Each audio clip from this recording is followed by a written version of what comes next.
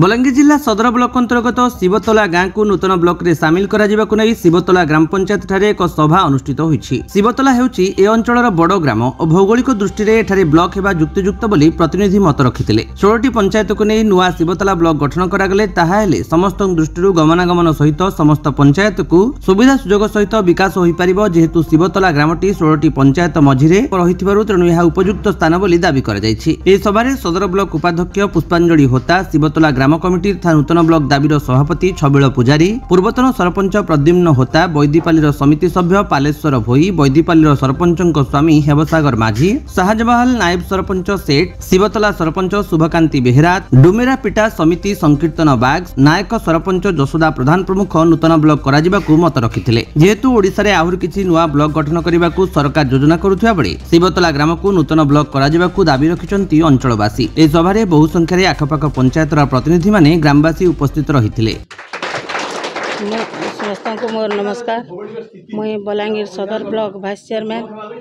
आमे नूतन ब्लॉक शिवतला नूतन ब्लॉक लगे आमे दाबी करिछु।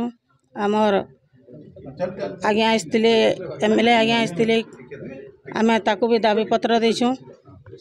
आरो जदि आमर शिवतला रे ब्लॉक नहीं हेबा आमे समस्ते राजरास्ता के बुलाबा लगी प्रस्तुत अछि। प्रद्युम्न कुमार होता, शिवतला प्राथमिक कृषि सेवा समवायर सभापति, पूर्वतन सरपंच शाहजवाहल। आजिकार दिन रे शिवतला रे ब्लॉक मान्यता दबा लगी गत 29 तारीख एक गाँव पंचायत निकि एक बैठक होता।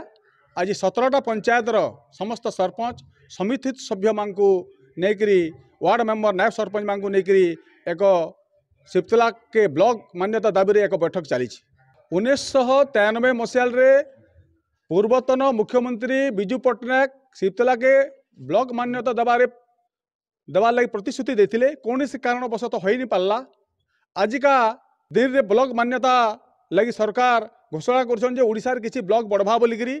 जदि ब्लॉक बढ़े निश्चित भाव में आमर आशा विश्वास अच्छे शिवतला रे ब्लॉक निश्चित भाव में हवा। कारण हला जे जेन शिवतला के लगे 17टा पंचायत अच्छी, 16टा पंचायत जेन अच्छे, 16टा पंचायत शिवतला 5 ରୁ 7 किलोमीटर दूरतार अच्छे। जेन 16टा पंचायत अच्छे आ शिवतला बलांगीर ब्लॉक रो सबुठ गोटे बड़ गाँ अच्छे।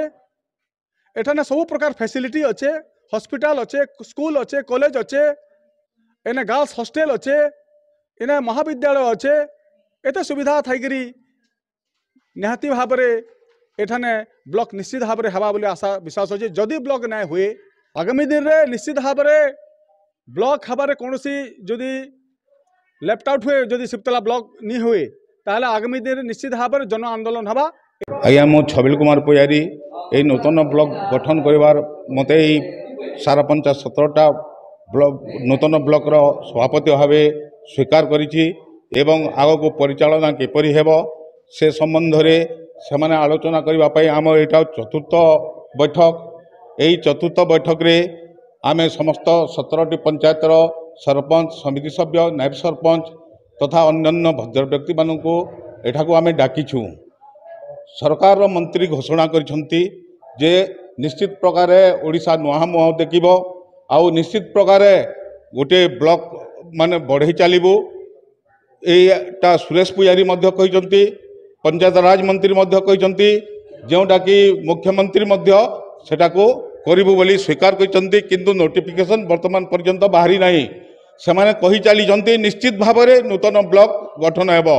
सेतिपई आमे शिवतला पंचायतवासी 1991-92 रे आमे आंदोलन करिथिलु ब्लॉक गठन पई। राजरास्ता रे आमे चलीथिलु, शह पब्लिक नहीं आमे से बलांगीर जिल्लार जिलापाल को देथिलु मानपत्र।